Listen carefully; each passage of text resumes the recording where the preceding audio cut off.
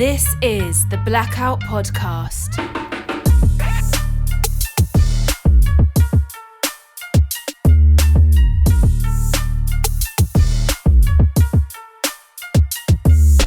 Hello and welcome to the Blackout Podcast, where I get to talk to amazing people that do amazing things. And today I'm happy to have Nicole and Ed, and they do awesome things for people that survive cancer. So, do you want to tell me a bit more about it, Nicole? Absolutely. Well, it's a pleasure. Thank you for having us. Anytime we have an opportunity to share what we do, we will take that opportunity. And what we do is take our talents collectively.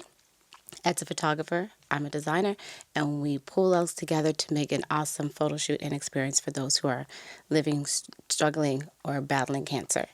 And we just allow them to have a moment to forget cancer. So in detail, Ed will carry on.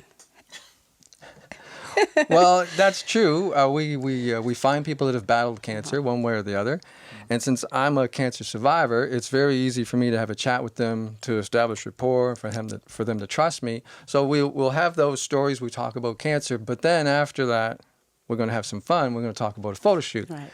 Like Nicole mentioned, I'm a photographer. She's a designer. So we put together these unique and elaborate photo shoots with some other great people.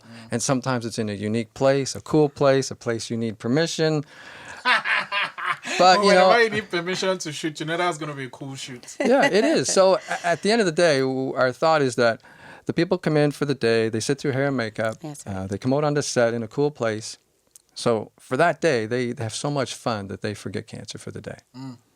I mean, okay, so you're Ed, cancer survivor yourself. How was the experience dealing with that, and what made you decide to do this? Well, my cancer, the battle that I had started in 2001. So it's a while ago. And then, I had a radiation twice a day for 4 weeks. And then I had a big operation on my neck. And then I went home to recover, to think about it.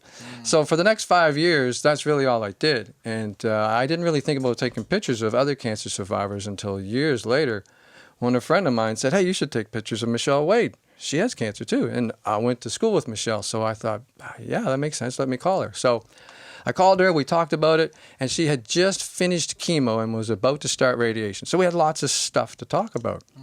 And because we had that stuff to talk about, there's an instant trust there for her with me.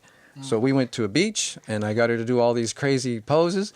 But since she trusted me, she relaxed and she did all the poses that I asked. Now, not all of them were great, but a bunch of them were, and she loved them, and it gave her strength and it empowered her. So I thought, I'm going to offer this up to some other people. And then I didn't get a lot of interest, so I had one left. And I thought, okay, this time I'm going to go big. In the meantime, I had met Nicole, so I knew that Nicole was a fashion designer. How did you meet? Well, Nicole and I have a mutual friend named Mike Richard. Yeah. And Nicole had asked Mike to come down and take some pictures of her designs. And Mike asked me to come down and help him out. Yeah. And after a while, Mike had decided he needed to take a break. So he said, Ed, why don't you help, take some pictures with Nicole? So right then and there, Nicole almost instantly Nicole and I started to finish each other's sentences with about, well, how do you want this gown to look, or how do you want this garment to be portrayed? Like, what's your vision? So we hit it off instantly like that on a creative level. And then she had something else to do, and Mike said, I'm busy then, just get Ed to do it. So that's how it started. And just ever since then, we've been working together and helping each other. How long ago was this? 4 years ago. Yeah. Yeah, 4 years ago. Cool. Wow. And then when did you... so Forget Cancer is a TV show. How did that start? Okay, I would say it kind of eventually, out of a combination of things, but it really took a life on its own. It just came together and made sense. Ed has, some details, because Ed had was doing some things prior to this that in regards to his photography and whatnot, but he has dealt with cancer himself. Cancer only reached the doorstep for me by way of my grandmother, and so I don't have the personal experience, but I have how it affected me and my family. So, I don't know if that answers your questions, but that's just how he just approached me with an opportunity, and we went from there. But Ed has Go ahead, Ed. So when we started working together on this project, it was we'd either call someone on the phone or have an email back and forth. What do you want to do in a shoot? And we'd just show up and we'd do it. Right. And then we had to go and meet Sheila Rhino. And we wanted to go and meet her because she had cancer on her face. And we didn't think it would be fair to anybody, including our makeup person, to just show up on the day and then figure, oh my God, look at all those scars. So we went out to see Sheila to find out, does she want to embrace the scars? Does she want to hide the scars? And just to find out what's what. So we sat down, Nicole and I, our makeup lady at the time, Claire Josie, and Sheila Rhino, and we sat down with notes and we threw ideas around. And we came up with an idea, and then we got in the car, and on the way home, I said, this could be a TV show. If Storage Wars can be a TV show, why not this? We just interviewed. Yeah. So basically, we just interviewed Sheila, and we decided what we're going to do in a photo shoot. We've been doing these photo shoots for a while now, and we know we're going to come back with pictures to show Sheila as sort of a surprise. I could see that being a TV show. So they all said, and I think what really, because I was asking Ed questions like, what does the scars look like or where are they? And visually, for me as a creative person, I just need to see to understand. And so that I think that prompted, we need to visually see what she looked like, right? Because she can describe something to Ed over the phone, but it'd totally be something vastly different. And so we all sat there and listened to her, quietly as she shared her story. And it was, I think, a little bit overwhelming, and hearing the details. And then that was an interesting ride home. Wow. Yeah. So, and we're like, why not? Let's just do it. Whatever it takes, let's just make it happen. Yeah. And how long ago was this? A little more than 2 years ago. And what was the process from that conversation in the car to the actual first episode? Well, I just started pitching the idea. Right. We had been featured on CTV's Live at 5 one night for the things we do. So I went to them first, and they don't really have a place that produces shows locally. And they suggested a guy, and I called him, and he said, this is a great idea, but I don't have this, I don't have that. But he said, go here, this is a good idea, don't leave it. So then someone else, and then finally I went to Eastlink, and I pitched the idea to Eastlink. And they called the next day and said, this is a great idea, let's chat. Wow. Wish we could start like yesterday. Yeah. Pretty much. That's what she said. Oh, wow. If I'm corrected. And we're like, okay, what about this? So what about that? So it's just same thing. Nothing really changed. So was the first episode with Sheila? No. We did the photo shoot with her, and then we went on and we did that, and that's when the idea for a show came. But we still did a handful of other shoots along the way because I don't know how other people put together a pitch, but it's not really a short, quick thing. You can say, oh, what if we have a TV show that does this? And that's fine. But when you pitch it, you need to have a little more, right? You need to be able to say this and this and this and this many people and this idea and this. And so I think we met Sheila in March of 2017. And by the time I got together what I thought was a decent pitch, and by the time I pitched it to Eastlink and they came back, it was October of 2017. Yeah. And we did a pilot with Brian. And what was Brian's story? Brian was a handsome. Yeah, he's. Well, the idea was around. I guess some of the inspiration came from the movie Revenant. That kind of. What's the term that we used? But anyway, he was just like a model, but rustic, rough. He loved the woods, and we just wanted him to really take a stab or butcher cancer. Well, we did. With the axe. He was running with an axe, but we never used the word butcher. Okay, sorry, I retract that. But to me, that's like seeing him.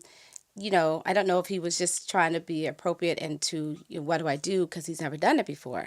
But when he actually got into the whole feel of it, he came really loose and undone. And then he just gave us the biggest shout. And I said, whatever that feeling you were feeling when you were sat with your own thoughts on your sofa or in your kitchen, that this is really happening to you and you wanted to scream. That's the sound we want. That's the emotion. That's the rawness that we want out of this. And Ed gave him an idea. He positioned himself for the shot, and then boom, just like that. And it's Where captured. was he shot? Where? On his property, wasn't it? Yeah, it was out near Hantsport. Right. Oh, okay. Out in the woods on a Sunday morning with a big crew and. Yep. Beautiful day. How many people do you have in your crew? Well, it depends. Oh. I have two crews. I have a crew that helps me film the TV show, but then I have another little crew that helps me do the photo shoot portion of it. Gotcha.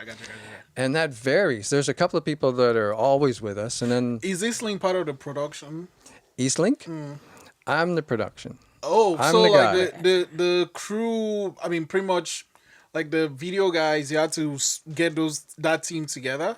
It's all my buddies, Oh, all my wow. friends that I found from I used to be in the Sackville Photography Club. Oh, okay. So I put it out to them, hey, I need help with a show. Who wants to help? Who can help? So I have a lady named Denise Ward who helps me with the lights, and she's perfect. She used to take school photos forever, right? So she knows perfectly what to do with the light, and sometimes I don't even have to ask her or tell her. She's just sliding the light in place. Yeah. So we've got hair, makeup, wardrobe, lights, and then we got another handful of people that come and help with the filming of the TV show aspect of it. And they're all friends. They're all people that I've found in my little circle, and I keep them close because they're talented and generous, and you have to keep those people close. Yeah, I know. I work with the same people forever, and you work because when you work with the same, you don't really have to see things. Everyone kind of knows what they're meant to do. Absolutely. Yeah, and you designed what like fashion or It depends on what the shoot is based on. It depends on what the idea is for the shoot itself. It really depends. So sometimes I'll create something from scratch with their personal size or measurements, and then sometimes we pull it. If it's a time restraint thing on my part, or we just can't get it made in time, whatever. But it really depends on the shoot. But okay. whatever it is, it's my job to make sure that we have it. And then what's your background though? Like, how did you start designing? I've started out with creative writing, and then sketching faces, and it just evolved. And then I started visualizing what I would like to see on people, depending on how they dress. Like, oh, they need this and this and this and this. Then I started sketching. And then there was never a fashion school here in Halifax for the longest time. Oh. So I was going to study abroad. And then an opportunity came here to study here at Dalhousie University Costume Studies program. That was an awesome experience.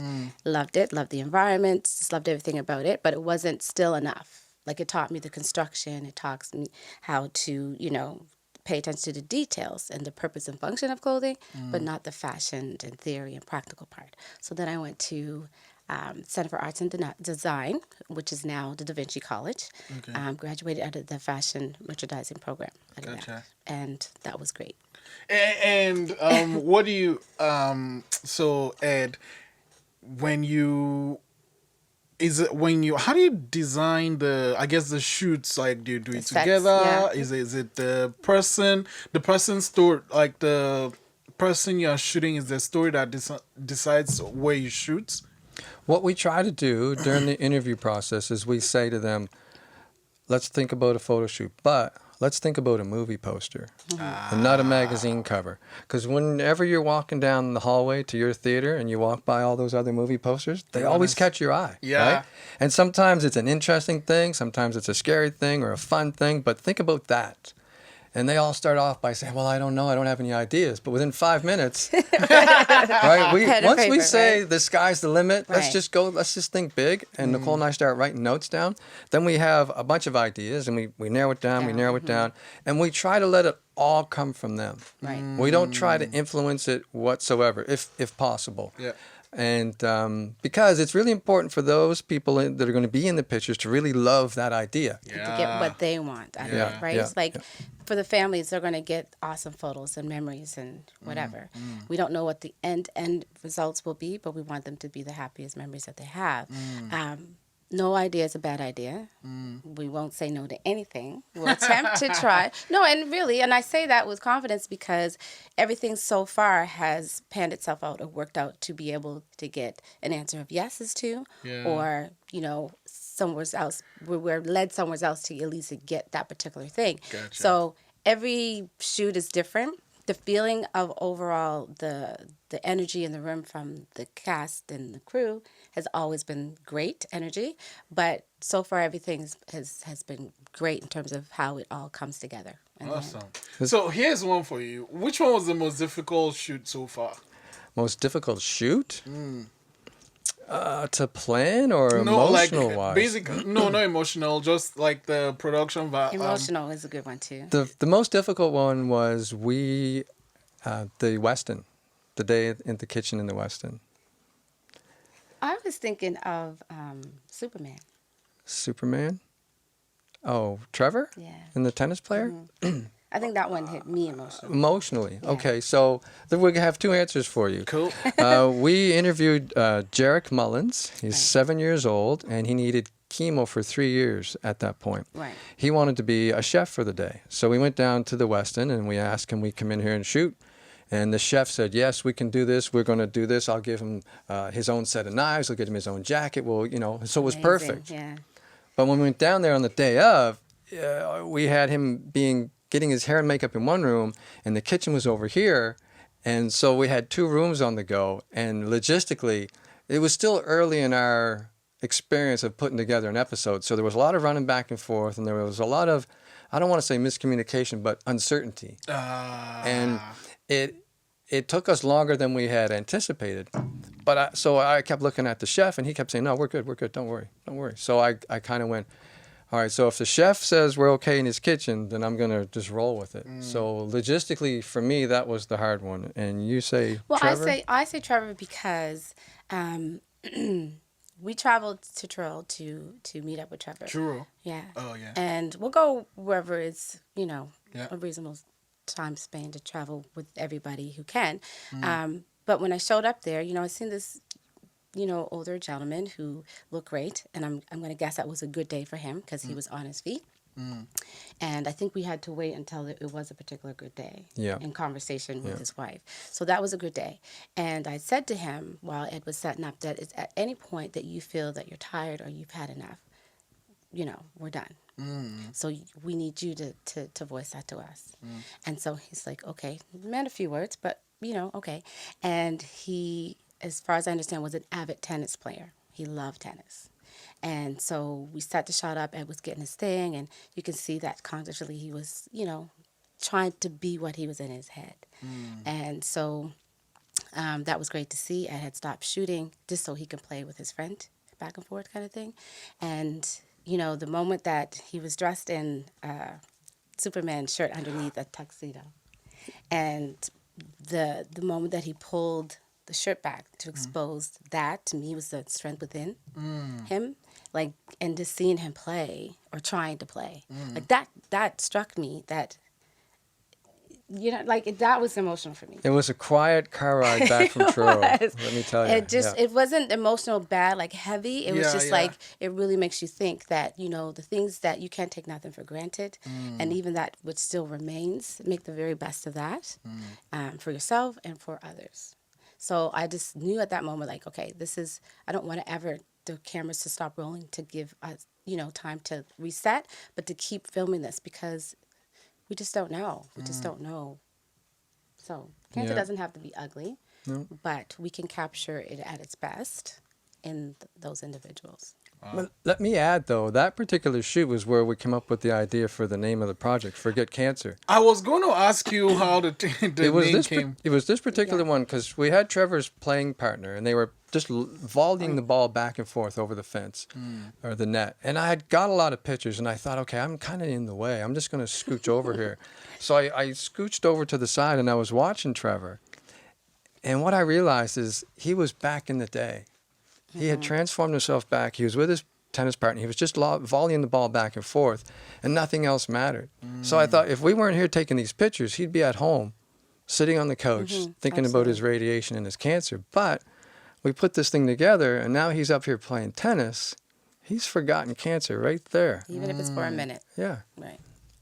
Absolutely. That's how we got the name. Yeah, that made perfect sense. Oh, wow. That was going to be one of my questions. So thanks for telling me that. And how, well, you've answered the emotional part, but like, how do you actually handle it, when you deal with things like moments like that? I'm sure you have many moments like that making a show like this. Yeah, you do. Absolutely. I mean, it's not always evident. And then sometimes it is. The tears start flowing and, and I encourage them, that if it becomes too much, we don't want to press the issue. We don't want it to be rehearsed either. But let it flow. Let it embrace, because our viewers, they're going to get caught up in it too. So we want it to be real as possible. It's real people living real life stories, and we want it to be that. We want it to transcend through, the audience that, this is not something you can make up. And if I'm going through it and I'm watching it, either it brings you some sense of consolement or encouragement to get up and still fight, then that's what we want. That's what we want to be seen. It's fun. We want to make it fun. Absolutely, number one. Yeah. But as real as possible, because it's in our faces today. That's just the world we live in. So emotionally, yes, I do my little thing on the side sometimes, but, or I do the nod to encourage those who are speaking, because sometimes they look at you like, am I saying too much? Am I not saying? Like, go ahead. And while Ed's doing his portion of the interview, I'm taking notes like to say, can we tap into this more? Or can we push this a little bit more? Or can we elaborate a little bit more on this? Because I was going to ask you if you're like on screen. Are you on camera? We do it two different segment-wise, I guess. So at the very beginning of our interview, I interview the person about themselves and their cancer because I'm the cancer survivor. It's very easy for them to trust me. I'm not afraid to say the word cancer. Right? A lot of people are really nervous about that. Yeah. Excuse me. So we talk about that stuff, and then I say, let's bring Nicole in. Let's have some fun and talk about a photo shoot. The fun girl. No, just kidding. But yeah, it works that way because we get through the interview, the important goodies and grits of all of the story while we're here, and then we get to play with fun ideas, and at the end we see it all come together. So there's a lot of emotions that we go through. It's not just it's like connecting with that individual, hearing their story, and being able to personally thank them for sharing that story, right? We're in that moment with them. That's how I see it sometimes.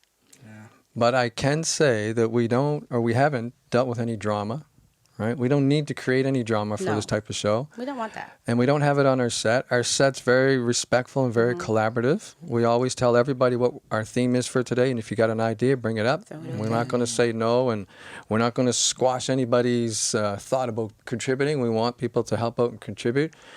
And our crew is awesome that way. They know that they're here just to do this thing, but at any time they can share and be a part of it. Right. So the thing is that every person who's participating or volunteering have skills and expertise. They know their stuff. We trust them, to do the stuff. For somebody to say, hey, this is the look I'm giving you, or this is the look we're trying to achieve, and walk away and then come back and it's done. That is amazing. And, we have from the young to the old and everything in between, people who know what they're doing. And we will celebrate that every chance we get, and we will expose them. Because it's not just about us or Ed's idea or my idea. It's about bringing all those individuals with us because they have something to contribute in their community right now. So. And was that a conscious effort to? Well, we just drew on, I guess, our personal contacts as well as people we work with and trust. I think for me, I could say that. I think the way it started was, let's get someone who can help us. Right.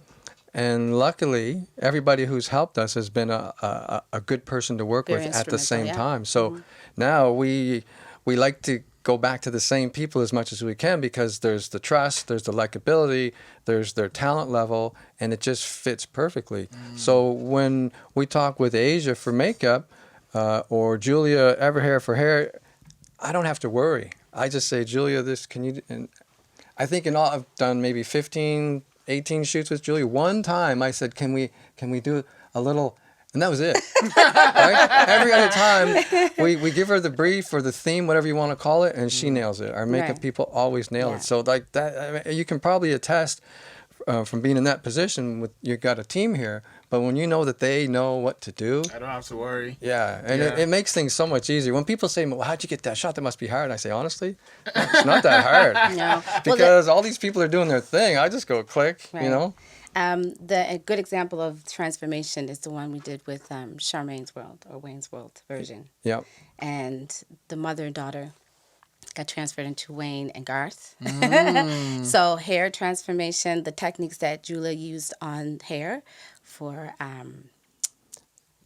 Rory. Rory, Rory yes. had blonde straight hair, but in the picture, like it was all fuzzy and furry, so she looks like she had 80s hair. Right. And then the makeup, just the subtleties of making them look like them without making them look masculine or made up in any way. So we respect that. Like it blows you away when you see, it in front of the camera as well as being produced behind the camera. How many seasons is in? How many episodes is in a season? Well, we did 6 episodes for season 1, and then they asked for season 2, and they asked for more, and I asked for money. Bingo. I mean, it's a lot of work. Yeah. And I'm not complaining, but the fact is it takes up a lot of hours, and I have a wife and kids, and we both work part-time, so it's a hard juggle. So the show is on community TV, so it's a volunteer thing. Now, they give us lots of gear and lots of support. They're awesome. Time, yeah. But since there isn't any money in it, it's hard to figure out how many episodes we can do.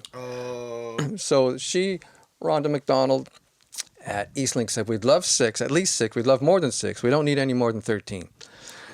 And you can decide on whatever that number is in the fall when you give me all the episodes. So we're going to do at the very least 6, maybe a couple more, but we'll see how the time, how we can get through it. Okay, now how do you, I know you're a cancer survivor, so you kind of know how to reach out to these people, but how do you decide who to talk to? Well, I don't reach out. Oh. I let people come to me. Oh. Because I don't want to ambush people, because not everybody is ready and willing. But how do they know about what you... Well, there's a couple. We were on CTV's Live at 5 twice. And once people see it, then they start spreading the word and sharing it. So at one point, we were going to long before it became a show idea, we were going to do one last show, and we were with Bonnie down at the casino. Right. And that was going to be the last one. But Bonnie knows Steve Murphy at CTV, so she went and told CTV, you got to interview this guy, see what they're doing. So they came and interviewed us, put us on TV, and the next day, there's like 8 or 9 people wanting to do a shoot or just share their story. or just tell their story. So it kind of grew from there. And I tell people, sadly, it's not hard to find a cancer survivor. Yeah. No. And the thing is that we want them to be comfortable in front of the camera and having the crew come to their house or whatever the case may be. But we want them to be willing to go the length of tell the story as far as they're comfortable. And we don't want to have to chase people, right? Because, again, it's the communicating, connecting the dots, and scheduling and everything like that. And they just have to be committed, right? We don't want to force somebody, because that's not a part of the experience. That's not what we want to do. So we wait for them to either reach out to Ed, make the connection, set it up. Him and I talk, and okay, that's fine. We'll see what comes out of it. Our expectation is to at least share their story and do it in as beautifully as we possibly can. So tell me some of the shoots you've done.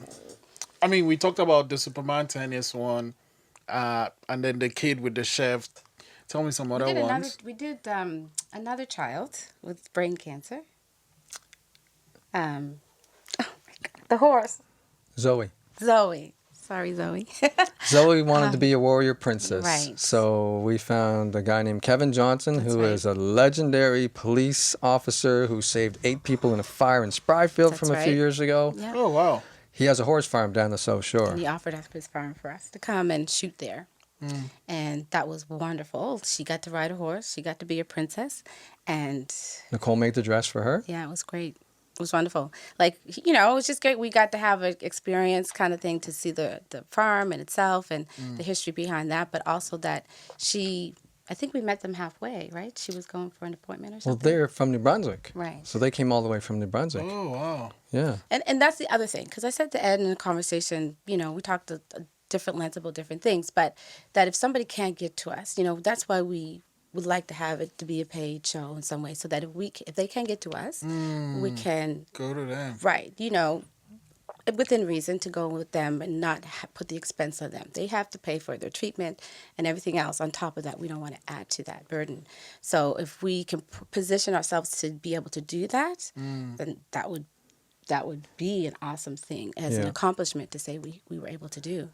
Because I have interest from Newfoundland, Someone contacted me from Newfoundland, wanted to be on an episode, and somebody from Alberta, I think, wants to be on the show. Yeah. And I had to say, like, we don't have the budget to get out there. So I've put your name on the list, and at some point, if we can get to the other provinces, then we'll... Love it. Yeah. But to go back to your question, how do I decide? I don't say no to anybody. Some people don't want to be on TV, so we just organize little shoots. But I take them first come, first serve, just literally down the list. And I have a waiting list. Because sometimes people may change their mind. There's one lady in particular, she wanted to do it, but then she doesn't feel worthy of it. Her story's not good enough. Her story is, it will blow your mind if I can convince her to be on an episode. And then she was back and forth a couple times, but now it's to the point where I think she's yes. Her story will blow your mind. I haven't even told you about it yet, but so it's, I don't say no to anybody. We talk about it, and it might come down, do you want to be on TV or just want to do a shoot? Yeah. Or if you want to be on TV at this point, you'll just have to wait till we do another season. Okay. When do you start shooting? Well, we're already started filming season 2. Oh, okay. We're going to leave here and go and do a photo shoot in a martial arts gym. Yes. Oh, yeah. So tell me about afternoon. that one. So this lady, she's like... Yeah, she's You wanna- part of... you No, wanna- yeah, I'll leave it to you. Because she's shared more with you than she has with me at this point. And I just spoke with her, Friday? About the particulars? Yeah. Well, she's a 3-time cancer survivor. 2 weeks ago, she ran her first full marathon in the Blue Nose. She did tell me. So she's definitely not taking a backseat to No. cancer, right? So today, we're going to go to a martial arts gym. She's going to be a kickboxer for the day.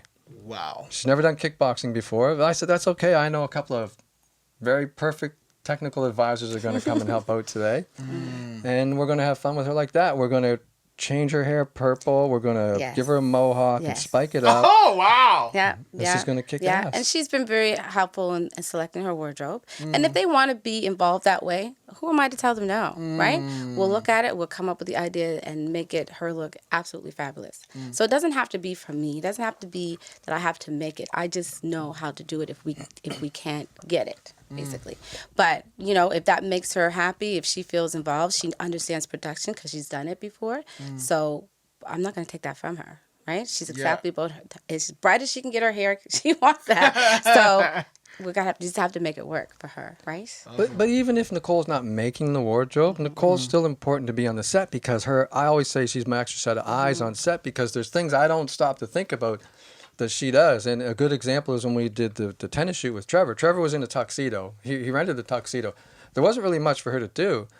But halfway through, she goes, oh, stop. And she just rolled his sleeves up and pushed his sleeves up in his tuxedo, and now he looked like he was playing tennis. I would never thought to do that in a million years. But until then, he just looked like a guy in a tuxedo. But that one little subtlety, right? And I said, okay, from now on. We're keeping her. No, I mean, there's a lot. I'm thinking of Kathy's episode, Gone with the Wind. Yeah. And that was a great one. I think we went down to... Churchill House Churchill in House. Hansport. Yeah. Wow. It's a house that was built in the 1800s. And Kathy wanted to have this look like she was in Gone with the Wind because that's her favorite movie. So Nicole made the dress and we had her coming down the stairs and doing some things. And that was cool. We also had Neptune Theater for the day. That's right. We did. We had a guy, he's 23 years old, Ryan Callback.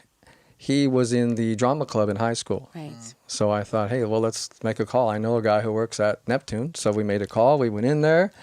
And they said, their only thing was, if you can wait till June, the Mamma Mia production will be in Cape Breton for a week. There'll be nobody in So if you can wait till then, you can have the whole place to yourself for a whole day. Yeah. And that was amazing. Yeah, I mean... It was amazing for us, but now think about Ryan's, from his perspective. Yeah. He's on a grand stage, displaying his life story, right? Yeah. And I think we end up doing a version or pictures of The Great Gatsby. But he was telling us a story about... what was it? The Gentlemen prefer blondes. Right. So out of that idea, had to do research and what it looks like and this looks like. And so I had 2 looks for him, a smoking jacket and the scar and, the... And he was in a suit. Yeah, like he was in Scarface. a suit. So, yeah, we did a couple different things for him. And it was amazing. Like, at the end, when the reveal came for him to see the pictures, blown away. Oh, he cried. And the cars. Talk about the cars.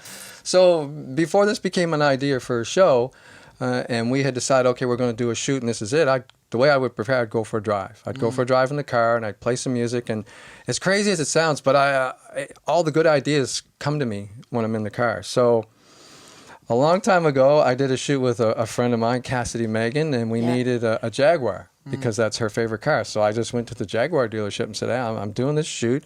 This lady has epilepsy, and this is her favorite car, and it might be used in some worldwide marketing campaigns. Do you want to be a part of it? And they said, sure.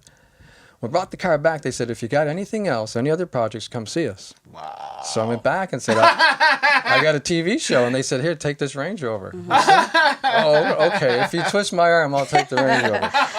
So a couple of different Range Rovers, a Jaguar F-Type. And like I was telling you earlier, if you don't ask, the answer is no.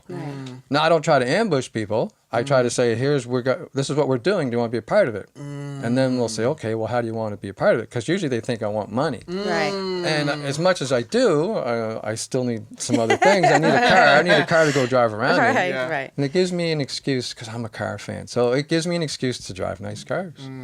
Yeah. Thank you so much for coming here today. But I'm going to end with this, right? And I want an opinion from each one of you. What's the plan moving forward?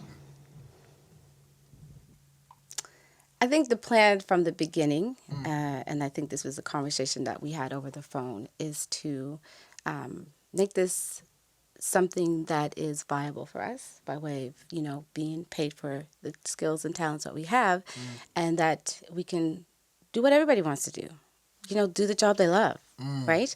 But we also like to see it become a TV show.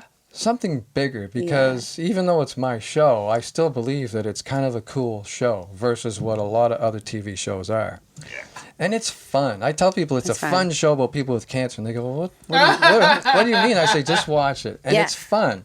And People that's all laugh. we can really say is just go watch the show. Yeah. Because when you hear somebody say, forget cancer, sometimes it's a negative as opposed to, but when they see the show, they get it. They automatically get it. And I actually had somebody say to me yesterday, you, I seen the show. Like, you guys do amazing stuff. Yeah. And that's what you want to hear, right? Because then I found out that his wife went through cancer, and they are open to the idea. I was going to tell Ed that. But before that, they wouldn't have been. They would have hid their story because it scared them that much. But now that they're on the other side of it, they see what we do respectfully, tastefully, that it's safe to do so. You know what I mean? So I would like to see that come to full fruition in terms of that it's a bigger production, that our talents and skills of people and friends that we have, volunteers, they get paid for that too. Yeah. Yeah. And Ed? I agree. I think it's a fun and unique thing, and I don't think there's many shows like it, but it's such a fun thing to do. When we see those people having fun, forgetting cancer, it's hard to describe that. And when we give them pictures and we ask them for the show purposes, give us a voiceover what you thought. And when they really open up and they really say what they really thought about the experience, it's like, oh, this is so cool. Like, this needs to be a normal thing on TV. This shouldn't be an oddity. Well, I kind of see us like Ellen DeGeneres and Oprah. Right? Like, we have a stage, and we want to put the best on the stage, but also give back. Yeah. Or put people in connection with something that enhances their life and keep impacting their life for the good. Yeah. I mean, that's how I see those individuals. And, Ed does great stuff, and, he has a compassionate heart. He knows how to connect with people. And that's the thing that made me trust my models with him and my ideas with him. So, and you don't always get that in a partnership or in a work-related environment. You don't get that. So those things need to be put on stage, put out there for other people to see, and maybe use it as an example to work. Wow. So Ed and Nicole, thank you so much for coming on the podcast today, and keep doing the amazing thing you keep doing. Thank you. I'm super grateful. Thanks for having us, Thanks Israel. for having us.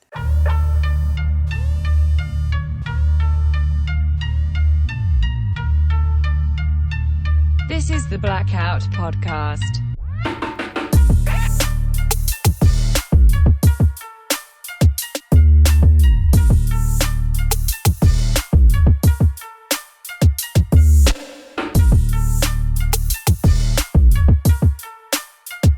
Thanks for listening.